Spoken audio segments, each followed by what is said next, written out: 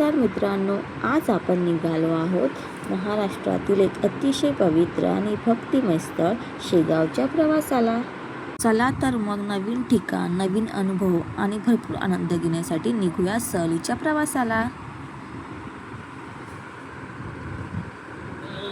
जायचं फिरायला फिरायला जायचं फिरायला नाच फिरायला जायचं तू नाच नाचणार आणि कसं फिरायला जायचं फिरायला असा आमचा उत्साहपूर्वक शेगावचा प्रवास चालू झाला. आम्ही डोंबिवलीवरून ठाण्याला गेलो आणि ठाण्यावरून आमची शालिमार एक्सप्रेस होती. पण वाट बघता बघता शालिमार एक्सप्रेसने खूपच लेट केला. 10:30चा शालिमार एक्सप्रेसचा टायमिंग होता, पण त्या दिवशी 1 तास शालिमार एक्सप्रेस लेट होती. सो आम्ही तिचीच वेट करत होतो आणि बघतो तर काय, ही बघा आली आपली शालिमार एक्सप्रेस. ठाण्यावरून ही ट्रेन रात्री सुटते आणि सकाळी शेगावला पोचते. शालिमार एक्सप्रेसमध्ये बसतात सुरू होतो आरामदायी आणि संस्मरणीय प्रवास. रात्र कधी संपते कळतच नाही आणि सकाळी डोळे उघडतात ते विदर्भाच्या सुंदर वातावरणात. सकाळी शेगाव स्टेशनवर पाऊल पडताच जाणवते एक वेगळीच शांतता आणि भक्तिमय असं वातावरण. स्टेशनवर उतरल्यावर आम्ही निघालो आमच्या विश्रांतीसाठी. मग आम्ही भक्त निवास खूप सारे सर्च केले, पण ते ऑलरेडी फुल होते, म्हणून आम्ही अजिंक्य रिट्रीटमध्ये विश्रांती घेतली आणि मग आपण निघालो शेगाव कचोरी खायला. 1950 पासून सुरू झालेली ही चव आज विदर्भाची ओळख बनली आहे. शेगाव रेल्वे स्टेशनपासून सुरू झालेली ही कचोरी आज महाराष्ट्रभर प्रसिद्ध आहे आणि आम्हाला ही कचोरी खूप सारी आवडली. मग आम्ही निघालो पुढे उसाचा रस प्यायला. पहिला घोट घेताच मिळतो गारव्याचा सुखद स्पर्श आणि क्षणार्धात सगळा थकवा दूर झाल्यासारखा वाटतो. उसाचा रस शरीराला हायड्रेट ठेवण्यास मदत करतो आणि उन्हाळ्यात ताजेतवाने वाटण्यास हातभार देखील लावतो. गरमी कितीही असो, 1 ग्लास उसाचा रस झाला की दिवस कसा मस्त वाटतो. आता आपण आलो आहोत श्री गजानन महाराज मंदिरात. येथे असलेली स्वच्छता, शिस्त आणि भक्तांसाठी केलेली व्यवस्था पाहून मन थक्क होऊन जातं. दर्शन केल्यावर आम्ही आलो मार्केटमध्ये फिरण्यासाठी.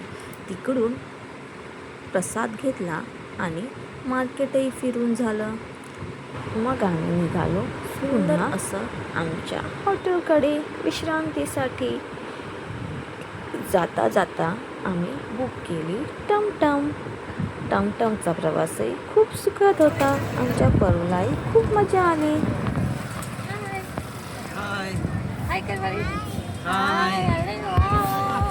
आज आम्ही जाऊन कुठे आलो शेगावला. कुठे गेले शेगावला.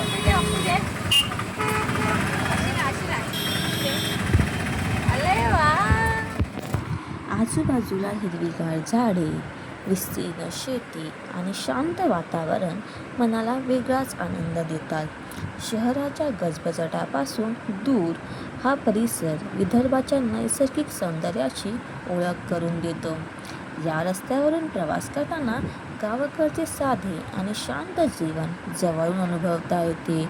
शेतकऱ्यांची मेहनत, मोकळे आकाश आणि निसर्गाचा साथ या भागाचे वैशिष्ट्य आहे. मग आम्ही आलो श्री पवित्र क्षेत्र नागझिरीला.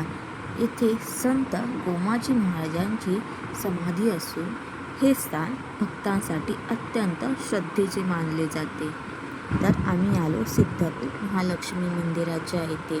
श्री गजानन महाराजांच्या पावनभूमी शेगावमधील वसलेले हे सिद्धपीठ भक्तांच्या श्रद्धेचे आणि विश्वासाचे प्रमुख केंद्र मानले जाते. येथे विराजमान असलेल्या महालक्ष्मी मातेला दररोज हजारो भाविक दर्शनासाठी येतात. मंदिरातील शांत, प्रसन्न आणि भक्तिमय वातावरण मनाला वेगळाच आध्यात्मिक अनुभव देऊन जातं. मंदिराचे आकर्षण म्हणजे येथे असलेले 12 ज्योतिर्लिंगाचे दर्शन. अनेक भाविकांना एकाच ठिकाणी 12 ज्योतिर्लिंगाचे दर्शन घेण्याचा लाभ देखील मिळतो. त्यामुळे या स्थानाचे धार्मिक महत्त्व आणखीन वाढते. हे मंदिर केवळ धार्मिक केंद्र नसून समाजसेविकेची प्रेरणादायी उदाहरण देखील आहे. विशेष मुलांच्या शिक्षणासाठी आणि विविध सामाजिक उपक्रमासाठी येथे कार्य केले जाते. त्यामुळे भक्ती आणि सेवा यांचा सुंदर संगम येथे पाहायला मिळतो. जर तुम्ही शेगावला श्री गजानन महाराज दर्शनासाठी येत असाल तर या सिद्धपीठाला नक्की भेट द्या. महालक्ष्मी मातांचे दर्शन, 12 ज्योतिर्लिंग दर्शन आणि येथील शांत वातावरण तुमचा प्रवास अधिक संस्मरणीय करेल. मंदिर प्रवास परिसरात भगवान शिव, श्री बालाजी, विविध देवी देवतांचे मंदिर तसेच प्रेरणादायी धार्मिक देखावे उभारण्यात आले आहेत.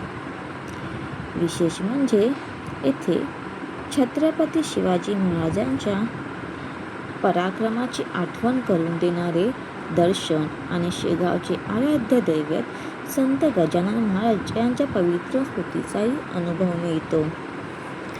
जवळच असलेल्या श्री गजानन महाराज मंदिरमुळे हे ठिकाण भक्तांसाठी अधिकच पवित्र बनले आहे. महालक्ष्मी मातेसमोर नतमस्तक होताच मनाला शांती, समाधान आणि सकारात्मक ऊर्जा मिळते. दररोज हजारो भक्त येथे दर्शनासाठी येतात आणि माता राणीच्या कृपेचा लाभ देखील घेतात. आम्हालाही दर्शन घेतल्यावर मन खूप प्रसन्न आणि शांत वाटलं. हाय, हॅलो, हाऊ आर यू? आम्ही आलो आहोत सिद्धपीठ शेगावमध्ये. एकदम सुंदर असा अनुभव आम्ही घेत आहोत. मंदिरातून बाहेर आल्यावर आपल्याला होतं मारुतीरायाचं दर्शन. तिथे मारुतीचं मंदिरही खूप सुंदर बांधलेलं आहे.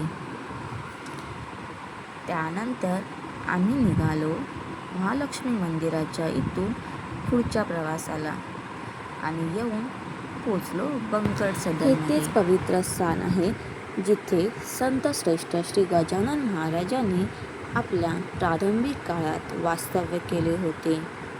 महाराजांचे परमभक्त पंकजलाल अगरवाल यांच्या घरी महाराजांनी अनेक दिव्य लीला केल्या आणि असंख्य भक्तांना आशीर्वाद दिले. असे मानले जाते की महाराजांनी शेगाव प्रकट झाल्यानंतर जवळपास 2 वर्ष बंकट सदनामध्ये वास्तव्य केले. तर आम्ही गेलो शीतलामाता मंदिरमध्ये.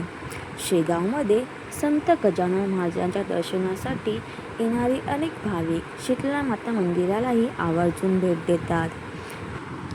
इमारतीच्या भिंतीवर साकारलेले महाराजांचे हे विशाल चित्र पाहताच प्रत्येक भक्ताचे मन श्रद्धेने भरून जाते.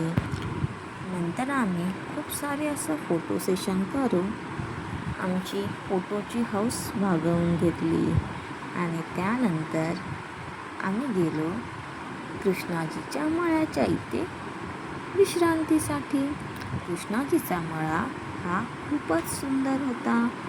आरामासाठी तो भरपूर छान होता. शेगाव संस्थानच्या प्रमुख दर्शनस्थळापैकी कृष्णाजीचा मळा एक महत्त्वाचे स्थान आहे. मुख्य मंदिराच्या दर्शनानंतर अनेक भाविक येथे येऊन दर्शन घेतात आणि या पवित्र भूमीचा अनुभवही घेतात. हिरवाईने नटलेला परिसर, प्रसन्न वातावरण आणि भक्तिभावाने भरलेले हे ठिकाण प्रत्येकाला अध्यात्माची अनुभवी देते. येथे आल्यावर मनातील ताण दूर होतो आणि भक्तिभाव अधिक दृढ होतो.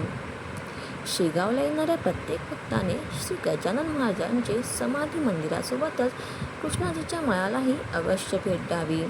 कारण हे केवळ धार्मिक स्थळ नसून श्रद्धा, शांतता आणि अध्यात्म यांचा सुंदर संगम आहे. नंतर आम्ही निघालो आमच्या परतीच्या प्रवासासाठी. तर तुम्हाला कसा वाटला हा आमचा प्रवास?